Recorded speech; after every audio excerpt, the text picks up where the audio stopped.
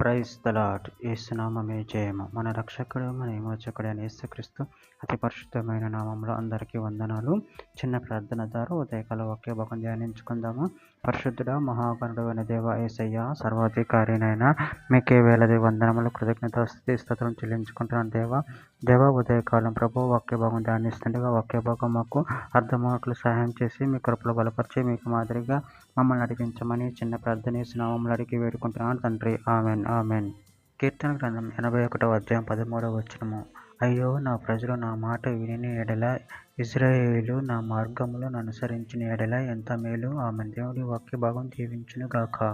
ప్రభునందు ప్రియులారా, ఇక్కడ వాక్య భాగంలో గమనించినట్లయితే, అయ్యో, నా ప్రజలు నా మాట విని ఎడల, ఇశ్రాయేలు నా మార్గములను అనుసరించిన ఎడల ఎంత మేలు.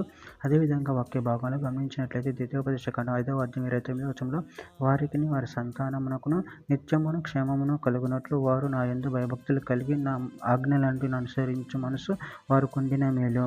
ద్వితీయోపదేశకాండం 10వ అధ్యాయం 12-13 వచనాలు. కాబట్టి ఇశ్రాయేలు, నీ దేవుడు యెహోవాకు భయపడి ఆయన మార్గములను నడుచుచు ఆయన ప్రేమించి నీ దేవుడైన యెహోవాను నీ పూర్ణ మనసుతో నీ పూర్ణ ఆత్మతోను సేవించి నీ మేలు కొరకు నేను ఆజ్ఞాపించు యెహోవా ఆజ్ఞలను కట్టడలను అనుసరించి నడుచుకుందునన్న మాట కాక నీ దేవుడైన యెహోవా మరి ఏం అడుగుచున్నాడు? యెషయా గ్రంథం 48వ అధ్యాయం 18వ వచనం. నువ్వు నా ఆజ్ఞలను ఆలకింపువలని నేను ఎంతో కోరుచున్నాను. ఆలకించిన నీ క్షేమం నది వలె, నీ నీతి సముద్ర తరంగం వలె ఉండును. కీర్తన గ్రంథం 128వ అధ్యాయం 1వ వచనం. యెహోవా యందు భయభక్తులు కలిగి ఆయన త్రోవలందు నడుచు వారందరూ ధన్యులు. సామెతల గ్రంథం 1వ అధ్యాయం 33వ వచనం. నా ఉపదేశమును అంగీకరించేవాడు సురక్షితంగా నివసించును, వాడు కీడు వచ్చినను భయం లేక నెమ్మదిగా నుండును. యాకోబు రాసిన పత్రిక 1వ అధ్యాయం 22వ వచనం. మీరు విని మాత్రమై ఉండి మిమ్మల్ని మీరు మోసపుచ్చుకొనకుండా వాక్య ప్రకారం ప్రవర్తించువారునై ఉండుడి. మత్తయి సువార్త 7వ అధ్యాయం 24వ వచనం. కాబట్టి నా మాటలు విని వాటి చొప్పున చెయ్యి ప్రతివాడును బండ మీద తన ఇల్లు కట్టుకొన్న బుద్ధిమంతుని పోలి ఉండెను. యోహాను సువార్త 15వ అధ్యాయం 10వ వచనం.